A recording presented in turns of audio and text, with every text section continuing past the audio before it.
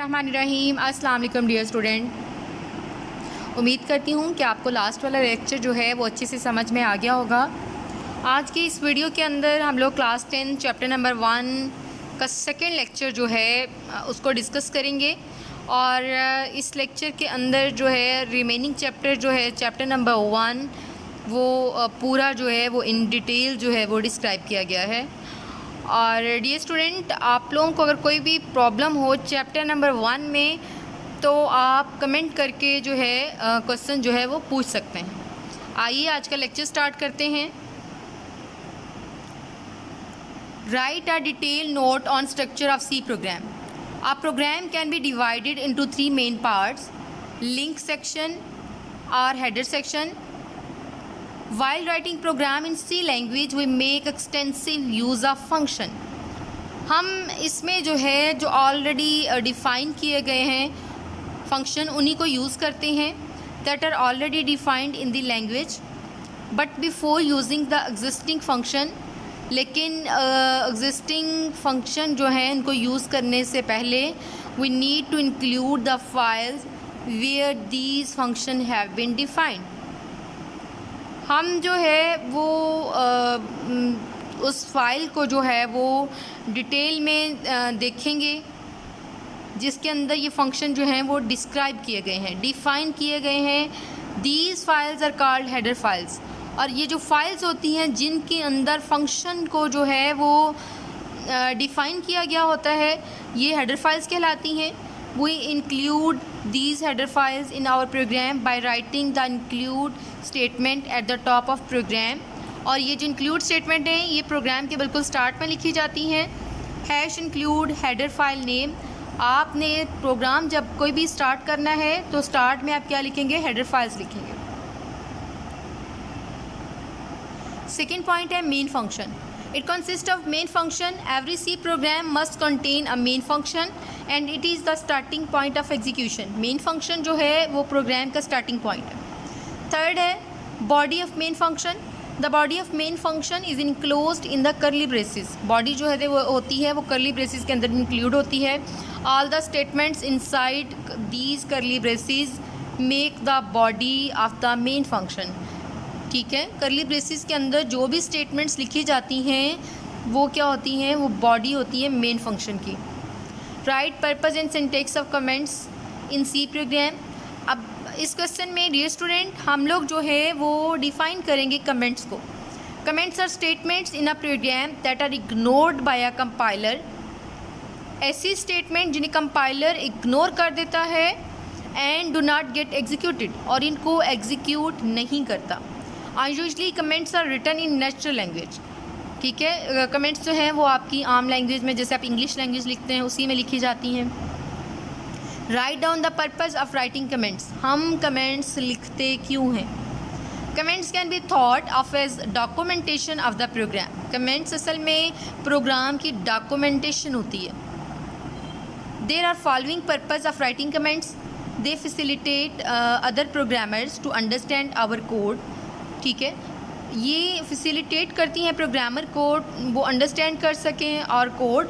They help us to understand our own code even after years of writing it. ताकि इस बात में भी हेल्प करती हैं कि अगर आपने बहुत साल पहले कोई प्रोग्राम लिखा था तो आप उसको भी अंडरस्टैंड कर सकते हैं कमेंट्स की वजह से.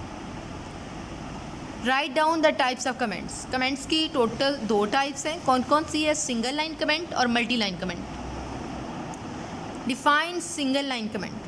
Start with double slash anything after. ठीक है, डबल स्लैश के बाद आप जो कुछ भी लिखते हैं वो जो है वो कमेंट कंसिडर की जाएगी. और ये जो होता है ये सिंगल लाइन, एक लाइन के ऊपर आप ये कमेंट लिख सकते हैं. Define multi line comment. Start with slash asterisk sign and end at star asterisk sign. Anything between. अब इन दो के दरमियान जो कुछ भी आप लिखेंगे, जितनी भी लाइंस पे लिखते हैं, ये सारी चीज़ें क्या हैं? ये आपके मल्टी लाइन कमेंट है. इस considered a comment even on multiple line. Example क्या है? This is a multi line comment. ठीक है, 2 या 3 लाइनों पे जो है ये कमेंट जो है आप लिख सकते हैं. Right a detail note on constant. Constant वो होते हैं जिनकी वैल्यू चेंज नहीं होती. कांस्टेंट मुस्तकिल को कहते हैं। Constant are the values that can not be change a program के अंदर वो चेंज नहीं होती।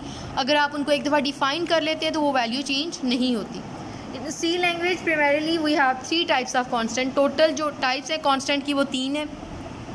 Integer constant, real constant, character constant. Integer constant these are the values without a decimal point, ठीक है। जो डेसिमल पॉइंट के बगैर हैं वो इंटीजर कांस्टेंट कहलाती हैं, 7, 8, 10, ठीक है। रियल कांस्टेंट कौन सी होंगी? These are the values including a decimal point, जिनमें डेसिमल पॉइंट भी शामिल होता है, मतलब शारिये के बाद भी वैल्यू होगी 3.14, ठीक है, 5.7, ठीक है, एसेट्रा, कुछ भी आप लिख सकते हैं। दे कैन बी पॉजिटिव और नेगेटिव, वैल्यू जो पॉजिटिव भी हो सकती है और नेगेटिव भी हो सकती है।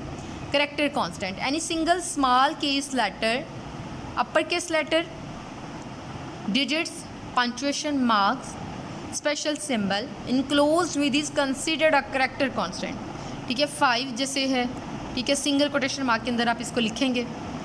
Define variable, a variable is actually a name given to a memory location as the data is physically stored inside the computer memory, ठीक है। कंप्यूटर मेमोरी में जो डाटा जिस चीज़ के अंदर स्टोर होता है वो वेरिएबल कहलाता है।